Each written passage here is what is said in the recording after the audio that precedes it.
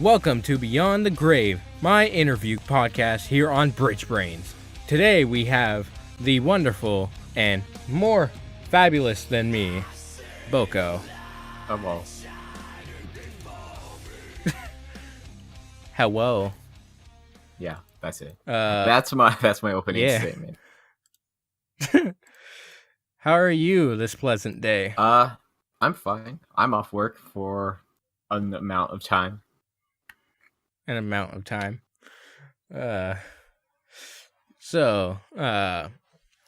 tell us a little bit about yourself, what you do for the interwebs. What I do or what I before did? They know what they know what I did. I'm not apologizing.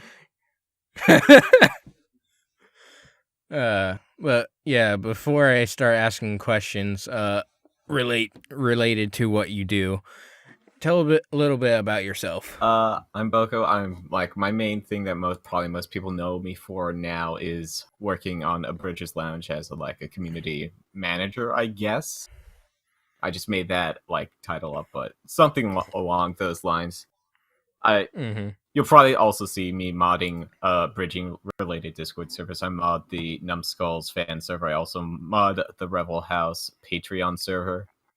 I occasionally make videos when I get the time and can actually I can actually keep my writing in tow and not write things that don't happen visually. Right. Which has been a consistent issue. For that, an odd aside is the only thing I've ever been recognized for by someone who I didn't know was hey, you're that person that ported a bunch of songs into this video game. It's yeah, that was me. I made custom songs for a few music games for a little bit. Which has been honestly the oddest thing I've ever been recognized for out of all the several things I've done. Before I was doing abridging, I did Let's Plays for 6 years. I also did speedrunning for a bit. I also stream a fair amount. Before I did both of those, I was there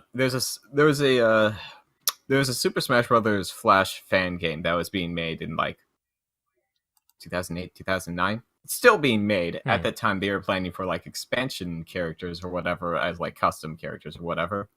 And that was one of the first things I ever quote creatively end quote worked on the internet. I was 12 and I was doing pixel animation. That's the oldest thing I've been involved in. So I basically went from that to actually making Super Mario World ROM hacks for probably a year. Then to Let's Play, then to speedrunning, then to abridging or anime content in general. Nice. So my first question for you is, how do you feel being the quote-unquote mother of the Abridging Lounge, or the Abridgers Lounge? I wouldn't say I am that, but apparently a lot of people see it that way. I'm fine with that. I'm good with I try to personally interact with all the new people as part of the I always call it the customs when you're joining it for the first time. But right. It's it's a way I have of making them feel like they can talk to the staff without getting their heads bitten off or whatever, because a few people probably feel that way about moderation teams in other places. Right. They kind of feel aloof compared to the lowly normal users or whatever. Yeah, you want to make them feel welcome. Yeah, that's the basic whole thing. That and doing just a little filter to make sure we're not getting bots or whatever.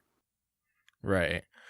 Do you like your position within that server? Yeah. Within AbLo? Yeah, I've been with it since day one on the first server. And yeah, it's just basically continued from there. Nice. Yeah, I actually built my server, the BridgeBrains server, from I based it off of AbLo quite a bit with content creation and stuff. having roles and stuff. Yeah. So I felt inspired. I notice a lot of content servers do like a similar like format, even if they're completely unaware of each other. Right.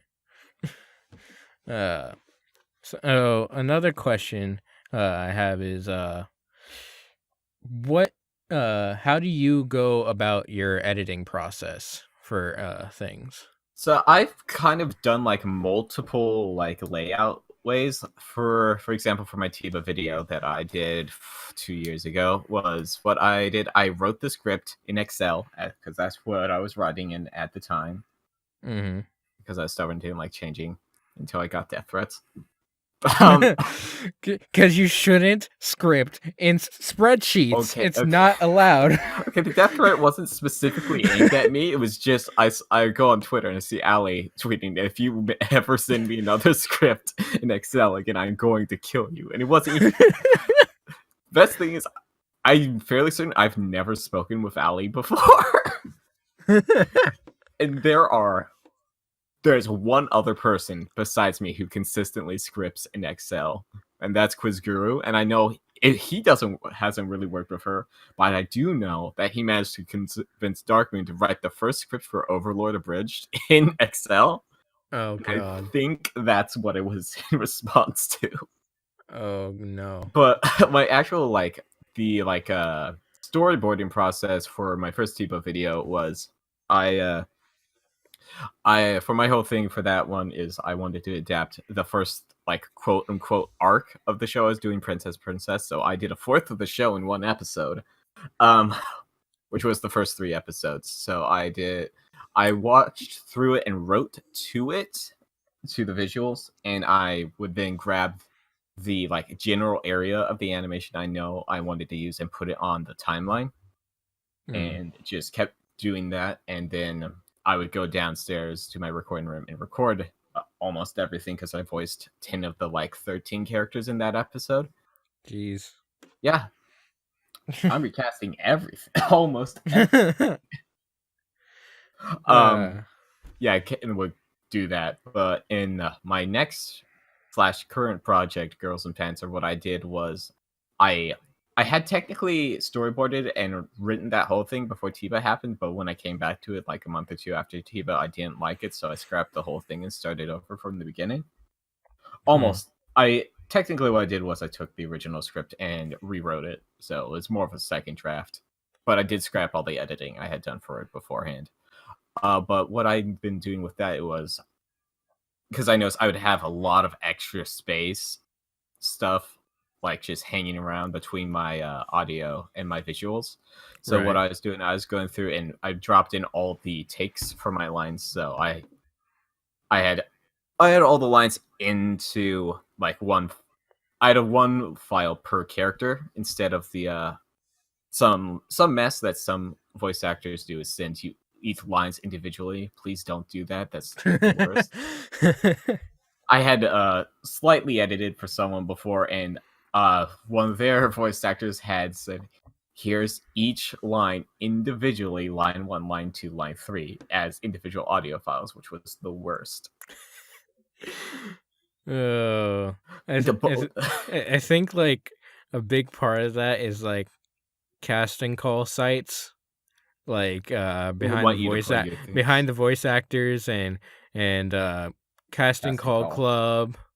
Like those sites make you do the individual lines thing, and I think people picked up on that. I don't think CCC does it, but I do remember behind the voice actors doing that. Yeah, they definitely do. That website's dead anyway. Yeah. That place is a graveyard. I haven't been there for like a year. I said that in the last interview with Pyro. Like we talked about how dead behind the voice actors was. No, like I went there like a year ago to look for some stuff. Like maybe I'll find something. I found a Bionicle fan dub, I think. It's like, wow, this place is whack, and then never came back. Very progressive. Oh god. But okay, so how did you get into abridging? For first exposure to abridging was, I want to say, I don't remember the year. Okay, according to me, who wrote this like a year ago, the first time I saw an abridged video was in 2011, which is a year I definitely made up when I watched it, when I wrote it. But my first exposure was specifically supercuts of the Super Kami Guru bits from Dragon Ball Z Abridged. Huh. Which I found. So I was homeschooled, and all my schooling was on a laptop. Right. Which had internet. Hmm. And I was very fast at doing schoolwork, and I wasn't allowed to be done before 3, so I just browsed the internet while I was doing my schoolwork and watched stuff since I also had headphones in. So I came across, I think the first one was Super Kami Guru's Thoughts on Canada, which was like a post-credit scene from one of the ones that I like never saw the first time I watched Dragon Ball Z Abridged all the way through to where they were. But specifically, those were my very first exposures. That's how I got into Dragon Ball Z Abridged, which was still mid to / early Namek Saga at the time. Huh. Mine was like maybe around episode 27 of Yu-Gi-Oh! Abridged. Back in 2011, actually. Yeah, I think I was late middle school or early high school at that time. All I remember was it was before I moved. Is all I remember. Yeah, I was just a small boy, as you were. So who are your who were your favorite like abridgers at that time, or content creators too? At that time or now? At that time. To be honest, I really didn't watch much other than Team 4-Star at the time, so it's mostly just that. I didn't watch Yu-Gi-Oh! Abridged until several years later. I really liked watching the TFS panel videos or whatever, because I like to see like the people or whatever. And I think I didn't. One of the first episodes of Yu-Gi-Oh! Abridged I saw was like, I want to say like episode 54. The episode where Yugi's like in the hospital or something, and they look outside the window and there's a tournament and they're singing "We Will Rock You" from the crowd. That's like the one bit I specifically remember. It's like, maybe I'll actually go watch this, because I had almost zero exposure to Yu-Gi-Oh! When I was a kid. I wasn't allowed to watch it for various reasons and like other things, because I was not allowed more than 1 hour of electronic entertainment a day, and I usually use that on video games. Nice. So I have another question related to what you do for this community. What advice can you give for voice acting and editing? I'm not really a voice actor, but like from what I do is my like opinion's always been be picky with what you audition for. Right. Because usually you can tell if a project like 1 doesn't go anywhere or 2 is not gonna be good. Right. Usually like my advice is like read the specifically look at how everything's written out on the casting call. If there's spelling mistakes, if they're like using shorthand like the letter R or the letter U, things like that usually scream unprofessional to me, especially on a document like that. And like even if the audition lines are bad in the little bit of context you have. And the last one is always a big one, is the last audition line always being like improvise or say something you think would fit. Oh my god. Like dead giveaways. Every voice actor's favorite fucking thing. Say something that fits. or if they're asking for like, you have to do a Gilbert Godfrey impression. Oh god. Those are like dead giveaways on casting calls for me. Another thing for voice acting would be know the limit of your voice and work on expanding that, and have like semi-decent equipment. Right. Odds are you're not going to get casted if you're using like one of those ancient like $3 US like 3.5 millimeter Logitech microphones. Oh god. I used to have one of those. It didn't work. Yeah. uh, Fucking yeah, but Nintel's his first voice acting thing was with a Rockstar mic. With like Rock Band. Rock Band mic, yeah. Surprisingly, I heard a lot of people recommending that as like a starting mic back in the day. Or actually, the thing was when I was like first watching stuff on how to do Let's Plays, they're saying, yeah, the Rock Band mic is actually pretty good. And that was like 2009, 2010. I started Let's Plays early 2010, like January, around there. And it's like I remember seeing like, yeah, Rock Band. I was like, well, I don't have that. I bought like a $20 headset. Oh god. I used to I used to have a headset at one point, but then I got a snowball. I stopped using headsets because they broke like every few months, which is like a consistent issue with a lot of my stuff. So I just bought headphones and a microphone. Nice. And I don't take the microphone everywhere with me so it doesn't break. Nice. Yeah, but I think that's it for voice acting. For editing is learn your tools, know what things do, know what you can do. Because if you know what you're doing, there's so much you can get away with. Like, even if you're not like a crazy editor like Red or Kaiser, you can still learn to do some pretty crazy stuff.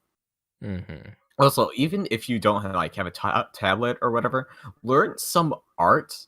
Because you can still get away with some cheap redraws if your anime that you're working with is not too detailed. Right. For example, my first video, Princess, I redrew like half a frame because I wanted the camera to be over farther to the left to focus on two characters that were in it. Thankfully for me, the art in Princess is hot garbage and like is super washed out. Like the background is like almost a single tone. So I was very easy to get away with that. I also had to redraw half a person and I just copied and pasted like the left side of his body and flipped it to be the right side. We had to, no one noticed. We had to do some custom lip flaps for Akko and Little Witch. And it looks so good. Because Haven's an artist, and she's a really good editor. But yeah, I definitely recommend that too. I myself got a tablet that I want to do art, but I also want to implement it into my editing when I get better at editing. Yeah, I mean, if you want like a super good example of art and like editing going together, watch May Drop Out online. I may or may not be tooting my SO's horn by doing this, but it's like it's their favorite thing to work on because it's just like it's just a flex, really. That's all that series is. It's super flexing as hard as they can. Right. And like they've told me what's happening next, and it's getting really stupid. Yeah, it's basically what's going on with that. Well, like I think if there's like one thing you should learn in editing after like learning to do lip flaps that don't look bad, learn to mask things. It's like the most useful tool in the entire like visual editing side. Another question I have for you is, what has been your favorite project that either you've worked on or that you've been involved in? Actually, I'm going to ask you both. What's your favorite project that you worked on, and what's your favorite project that you've been involved in? Don't those mean the same thing? No. Oh, you mean... Okay. So my favorite thing, I'll say... worked on, I think that I wrote Girls in Panzer. I really, really loved that script, even after like 2 years of banging my head against it for writing myself in a corner visually. Right. Because there's some really off the wall things that happen, and I think I succeeded in getting away from the source material.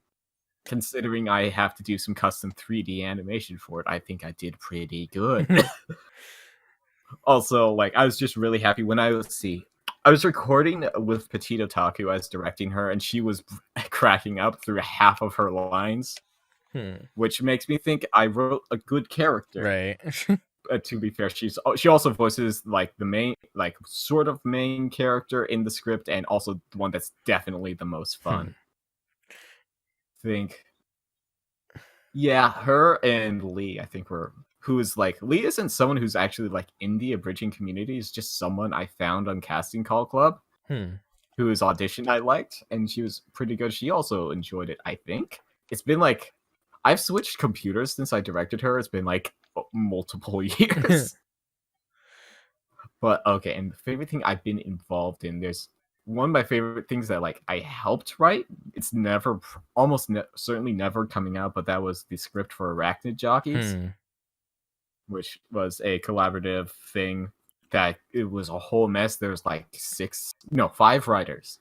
See, the writers involved in that. There's me, there's Super, there's Dusty Socks, there's Quiz Groover, and there's Dark Moon. Oh, it's like on and off too. Like sometimes only 3 of us would be there, sometimes 4. It was kind of a whole mess for that whole thing. But we've talked about it semi recently because I think we have had all the lines recorded. We just never edited it together. They said if the 2 of them, the Quiz and Dark Moon, get timed, it may come out. That was something that was super fun. Another thing that was really neat and interesting to work on was Epically Abridging Gurren Lagann. I got brought on by me and Jacob Engerstar got brought on by Quiz as people to help him script it because he needed someone to bounce off of because he was solo scripting before at the time. The April Fool's video me and Super put out last year is probably like a very good example of my editing being really odd. I mean, mostly from the mech I built out of different anime streaming service logos, which I was not told to do, by the way. I did that. I did all of that on a whim, which is that and the disco ball, the Crunchyroll disco ball. All of that was just on a whim. Nice. like yeah, we'll just have like the Crunchyroll logo grow in the corner, and Super unfortunately gave me free reign to edit everything in that episode, aside from like each of us edited our fake intros, but I edited like the Pop Team Epic portion of the video. So I did that because I was like, I felt like there wasn't enough content in the video, so I just like, well, here's this. Which is like that honestly took the most of my editing time. That and cleaning the credits, removing all the text from the credits, took the most editing time for that video compared to like the other things I did. And the most upsetting thing about the cleaning the credits, which was like me manually removing all the credits because the text list ED was not out at the time, was that I did it so well that it set off the copyright bots on YouTube. So we ended up blurring it, which kind of defeated the whole purpose. Yikes! Oh, I'm not mad. It was a good time either way. That's awesome. So, fuck. I had another question. Trying to think of. Oh yeah. So, with your experience, you've started doing or preparing panels for abridging and content creation. How are those going? And yeah, how are those going? Okay, so I've done one Okay, so like my first like experience with public speaking and abridging was my speech class in college. I was very coy about that whole whole production in college. I was like, I never once said the word abridging in that 15-minute speech. I think I did. I called it repurposing animation. I mean, I did. It is. Yeah. It's more or less that. I went through like the whole process. actually, when I made the AbLo panel for RamenCon last year, I actually took the PowerPoint panel from that and expanded on it heavily. So I had the first Abridgers Lounge panel at RamenCon this last year. I think I did it pretty well because I talked for an hour and 20 minutes about abridging. A few people showed up. It's a low population con to begin with, and my panel was at 12:30 in the morning. Right. So I was actually happy I got people. I was a little sad that my camera screwed up and I didn't get it recorded, but that's fine. It was the first one, so there wasn't too much interaction, but I went through that. I liked it. I've submitted for a panel there next year, or this year now, technically. So hopefully I can get a better primetime slot, because I was actually offered the main stage, but that would have been at 1 a.m. Ugh. I was like, I'm not doing that. I have an hour and a half drive to go home. Or no, it's a 40-minute drive. There's another con up there that I sometimes go to. That's an hour and 30-minute drive home. But I've also submitted for one at SakuraCon. I'll be hearing back within the next 5-ish days, I think. You're supposed to hear back by the 5th of March, so to see if I got waiting list or not. But I'm not holding my breath because I have on good faith that, let's see, Schmucks and Something Witty have submitted or were planning to submit. Joyride was submitting, and the Abridged Boys were also submitting. So, hi, I'm here. So I'm not expecting to get it, but if I do, that's cool. It will be if I do get it. One, I do have someone. I've got Red Beast. He said he'd be down to video it for us. Nice. So it would also be high quality. I also got Super, who was willing to co-host it with me, so I would have breaks to drink water. And hopefully I'd be able to find more prizes than I did last year. Because last year, let's see, I brought like a bunch of like random mic stuff and some anime that I wanted to give away. Nice. I'm giving away my shock mount. That's the only thing that got taken. I kind of want to give give someone my fucking Blue Yeti. Just like as a starting mic. Like, it's not the best mic, but like it's a good starter, I guess. I was considering doing something like that. I had talked to Pyra about like, hey, it's like, I was wondering if this does happen. I wonder if I could like get some like budget. Like, I was just throwing ideas on like, hey, it would be cool if I got budget for the panel, so I could like buy. If I got like $200, I definitely just buy like a starter mic set and starter XLR set for somebody. Right. Just get like my first audio setup for actual voice acting, which, funny enough, I got for doing a podcast, which lasted few months, that did not have a lot of releases, but it was a AT25 XLR mic into a Behringer Euphoria audio interface. I was an idiot. My mic was my mic was backwards for a year. Best part of that is that AT2035s are unidirectional, so it only comes in one side. Yikes. And I didn't find this out until I was recording the Crunchy cast with City and one of his other buds for the wonderful Crunchyroll Anime Awards. Oh my god. Also, that podcast had 3 recordings over 3 days, and between them, I found out that my mic was backwards, so my audio quality vastly changed between 2 parts of that podcast. That's funny. Yeah, props to you for the whole panel thing though, because I have like, I don't have stage fright, but like, because I've been in like a orchestra, so I have like a stage presence experience. But my whole thing is like talking about a subject that I have enough knowledge about, but like not to talk about like I'm a pro sort of thing. I view it as acting. I act like I know what I'm talking about, but I don't know it. I also just like, I actually really enjoyed my speech class when they let you choose what you're talking about. Like, I talk about things I deeply care about. Like, let's see, I think we had three speeches. If there was a fourth one, no, there were 4 speeches. I talked about I talked about the opening of Japan to the US by the guy and the boats. Don't stop having the country be closed. That guy. That I talked about that. I talked about the bridging, but I've never talked about abridging specifically. And I talked about music and like how it helps you because I like playing music. And my final thing was talking about digital piracy, all things like I really care about.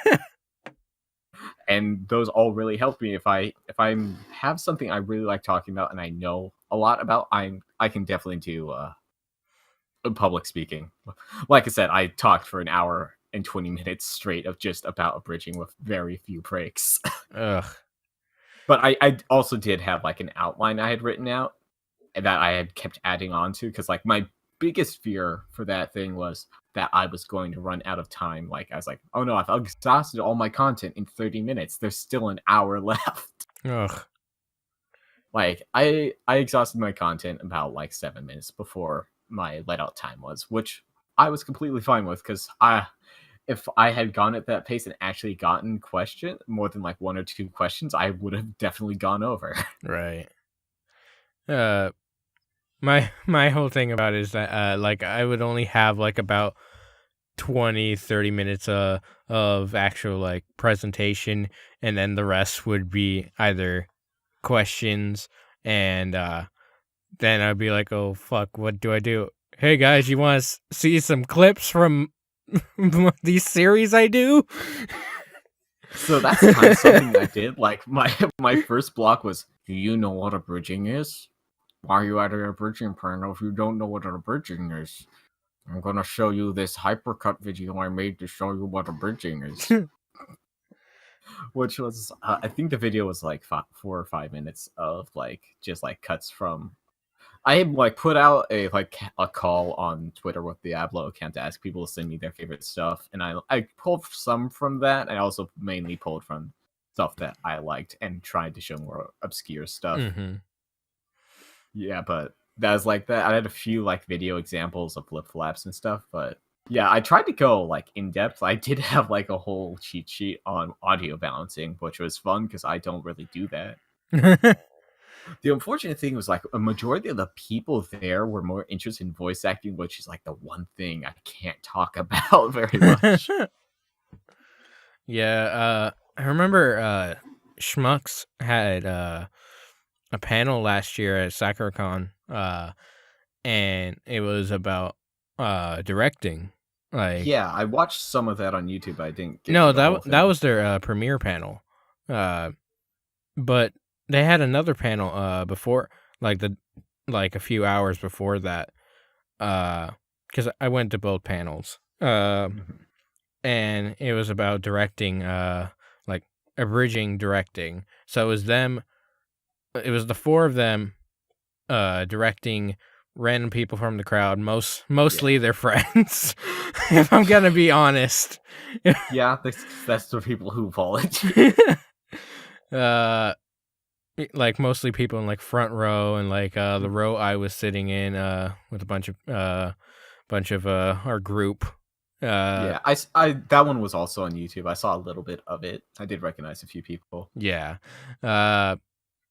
That I mean, they handled it like you said, just acting like they know what they're talking about, because it was basically amateur directing, because they're not professionals.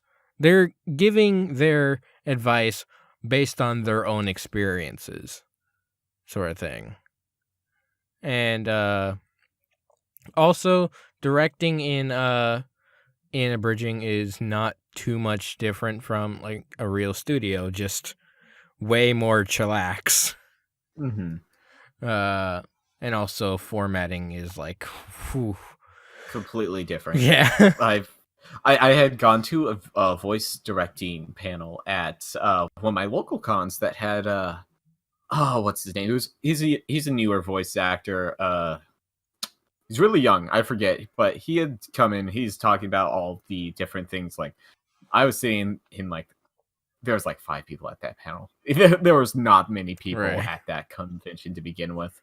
because I live in the Midwest and there's like a very little anime presence out here. And he was like talking about the different stuff. He's like, yeah, we have these things because like one of the biggest differences between bridging and like actual anime dubbing is that they can't edit the flaps because thanks for kids for ruining that for us. More or less, that is why we can't edit lip flaps without like express permission from the company because of Zoro and his lollipop. Specifically that. Oh god. Yeah. But it's like, yeah, you have to match the syllables with the flaps and like the grit of the teeth or whatever. Right. Which is something we really don't think about from a bridging writing perspective because we're editing everything. Right. I've been to like other than that panel, the whole group actually went to this voice directing panel and from this actual voice actor / director that showed us about like how the format was and actually quite a few people from my group went up and auditioned. I would have, but I'm a big pussy. I did offer myself for like one of the auditions, but I never got picked, which is surprising considering there's like a grand total of 12 people at the panel. Ugh. There's like 2 rows of people, and that was about it. And not like even a full row. Like one seating section with 2 rows of people with like an empty seat. Every. I think the smallest panel that I've been to is a panel about running panels. And it was about it started with like just like 3 or 4 people, including myself, and then the room started getting a little more filled. We had like maybe like 10, 12 people. So because people have panels they want to run, and I learned quite a bit actually, and right now I just want to prepare a big presentation and have one done at KimuraCon this year. Mm-hmm. So I'm excited about that if it goes through. But yeah, what's your advice for picking a show to abridge? Usually like there's a whole lot of different like things that can go into choosing something. Like I chose Princess for Tiba because one, like I was like, no one's doing this because I was trying to metagame Tiba. I was like, I don't want to get canceled out by someone who does like, oh, I forgot Naruto was outlawed. Naruto was outlawed because Martin was one of the judges. But yeah, like say there were probably like I don't know 5 Fullmetal Alchemist ones probably at the very least. Yeah, but like I chose something that's like no one knows about this show. Unbeknownst to me, later I had searched Princess Abridged on YouTube and I found one. Not for Tiba. This was one back from like when the show aired, like a year or 2 later. Oof. It was bad. It had hard subs on it. Oh. No lip flaps and just like a girl like whispering into him, right? Like kind of like God. That. I low key want to find that person and see if they want a cameo. Because I think that would be the best deep cut I could ever do. It's like this thing you've never seen. Now they're in the same thing. But like I had chosen that because like it was one of the shows I owned. Like I collect physical anime because I'm like paranoid about the streaming issue where like stuff goes away after a few years. Like Netflix like the releasing Crunchyroll Funimation split definitely affected that. But like it was one of the things I owned. Like my shtick is like almost everything I bridge is gender bender more or less. And it's like, oh, this will be easy. I've seen this. I hadn't seen the show in like 6 years, maybe. It was been a long time since I had watched Princess. It's bad. It's really bad. But I've done that, and like it's fine. I don't know if I'll go back to it. I do have like a half-written script that was a lot more interesting than like the first episode. Like the whole plot was about a stalker or whatever, made it a lot more interesting. But I'm not sure if I'll actually do that. Then when I came to my inspiration for writing Girls in Panzer was I stole a joke. Oh. So That's always AMV great to start with. Yeah, so actually my starting thing was, this music would work good for an OP. That's how a lot of things start. Was like I had seen one of my favorite bands has several songs with Panzer in the lyrics, and I saw one of those in AMV Hell. Oh god. I don't remember what specific AMV Hell it was, but it's like, yeah, they've got these multiple Panzer songs over Girls in Panzer. It's like, maybe I'll do something with that. So what I did, it was like, this is something I do as like a way to get away from like the source material.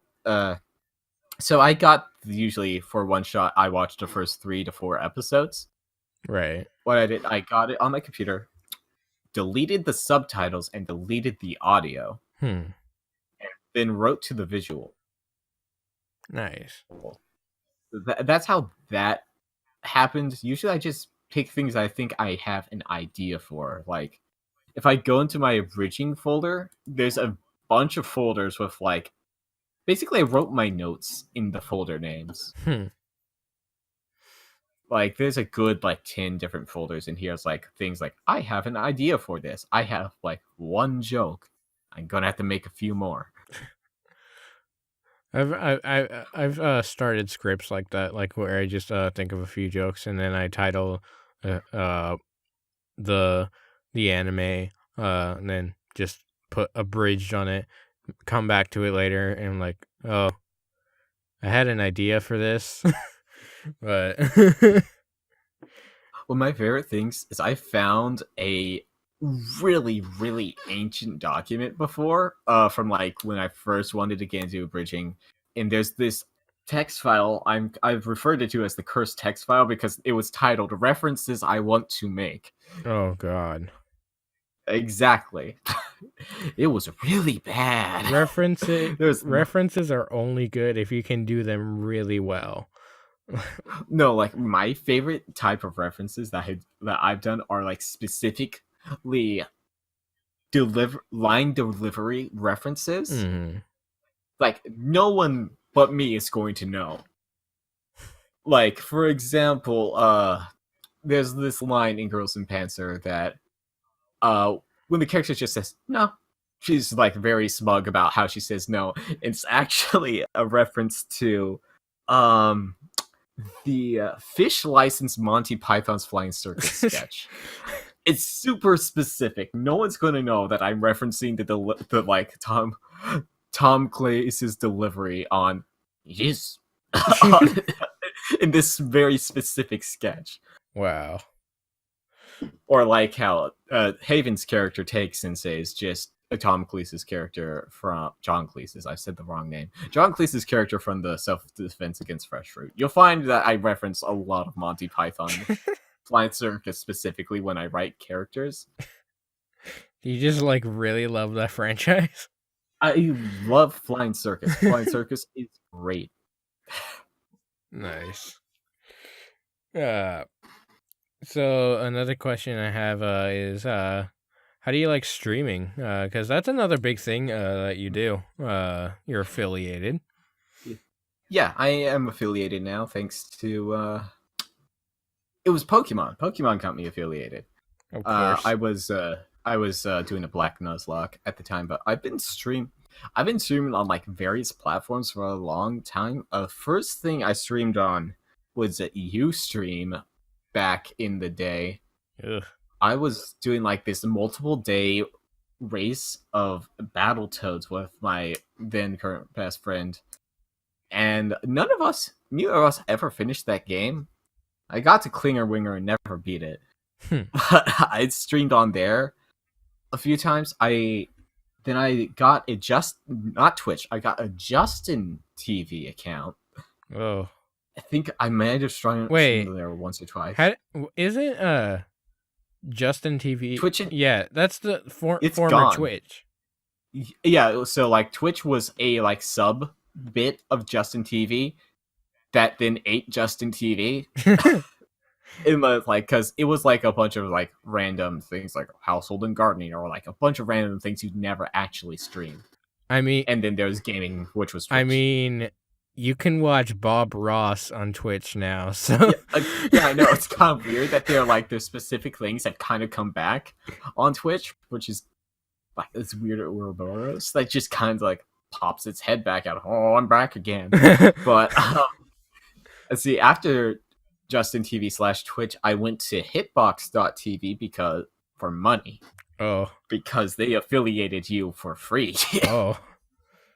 Basically, you could sign up, get an account, and get affiliated in ads like right away. Which is why I was on there for a little bit, but also had significantly less like browser users than Twitch did.